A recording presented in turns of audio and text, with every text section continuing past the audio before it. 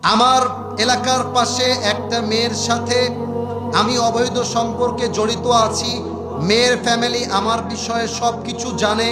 আমার বেকারত্বর কারণে মেয়ের ফ্যামিলি আমার সাথে বিয়ে দিতে নারাজ। মেয়ের বাবা এখানে উপস্থিত আছেন।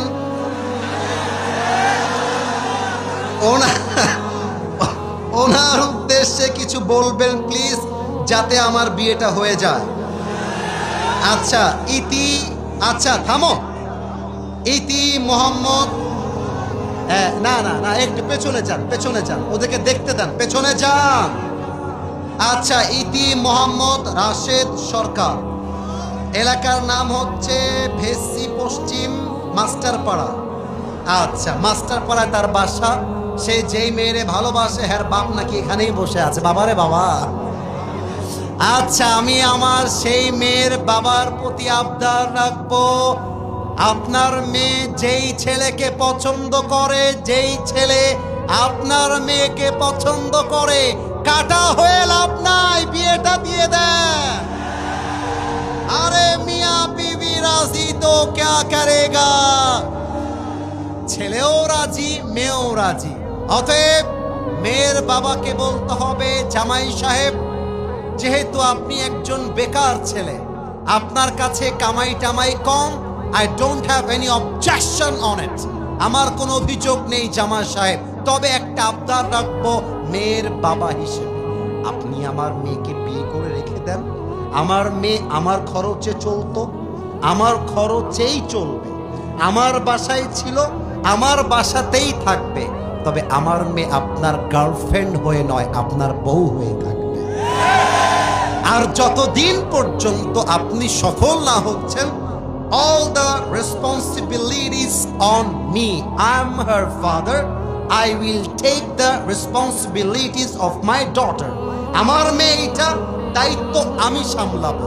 জামাই সাহেব, আপনি যখন চাকরি পেয়ে যাবেন, আপনি যখন ব্যবসায় সফল হয়ে যাবেন, আপনি আমার মেয়েকে রাজকুমারীর মতো বিয়ে করে হেলিকপ্টারে বাসায় নিয়ে যাবেন। এটা হবে মেয়ের বাবার কথা।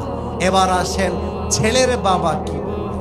ছেলের বাবা বলবে, তুই আমার বেটারে মান সম্মান ডুবাই দিস না রে বাবা। তোর যদি বিয়ে করতে 1 লাখ লাগে, তোর বাপ সে 1 লাখ দিবে। তোর যদি 1.5 লাখ লাগে, তোর বাপ বেঁচে আছে, মরে যায় নাই। এই কথা বাপ বলে না। বাপ বলে, তুই তোর পক্ষে খাওয়াবি কি রে? তোর ইনকাম নাই, ফকির নেই, তোরে বিয়ে করতে কে বলেছে? এই কথা বলে যুবকটার মন ভেঙে দেয়। এই যুবকটা তার পছন্দের মেয়েকে বিয়ে করতে না পেরে একটা সময় নেশায় জড়িত হয়ে যায়, একটা সময় এই যুবকটা মাদকে জড়িত হয়ে যায়। কিন্তু আমার বিশ্বাস, একজন যুবককে যদি রাইট টাইমে বিয়ে দেওয়া হয়, একজন পুরুষ তার বউয়ের চাপে পড়লে অলস যুবকও কিন্তু প্রতিষ্ঠিত হয়ে যায়। বাসর রাতের 3 দিন পরে যখন বউ বলবে, তোর মতো শালা তোকে বিয়ে করে জীবনটাই বরবাদ আমার, তুই কামাই করিস না, তোর যোগ্যতা নাই। পুরুষ মানুষের self respect is very sensitive.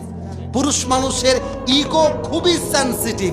পুরুষ মানুষকে যদি কোনো বউ আঘাত করে কথা বলে, পুরুষ ইতিহাস বদলায় রেখে দেয়। আপনি আপনার ছেলেকে সাপোর্ট দেন। যদি খাওয়ার অভাব হয়, বাপকে বলবা, আব্বা খাওয়া নিয়ে টেনশন নাই, আমি তো 1 প্লেট ভাত খাই, আমার অর্ধেক আমার বউ খাবে, অর্ধেক আমি খাবো। দ্যাট ইজ দ্য সলিউশন যুবক ভাইরা। এবং তোমারও বিয়ে করতে হবে সেই মেয়েকে, যেই মেয়ে তোমার সঙ্গে ডাল ভাত খেয়ে থাকতে পারবে, যেই মেয়ে তোমার সঙ্গে পুরাতন কাপড় পরে ঈদ কাটাতে পারবে। আমি সেই মেয়েকে চাই না যেই মেয়ের ডিমান্ডটা আকাশচুম্বী হয়। আমি সেই মেয়েকে চাই যেই মেয়ে আমাকে পেয়ে সবচেয়ে বেশি খুশি হয়ে যাবে। আল্লাহ যুবকদেরকে হালাল ভাবে বিয়ে করার তৌফিক দান করুক। পড়েন সবাই আমিন।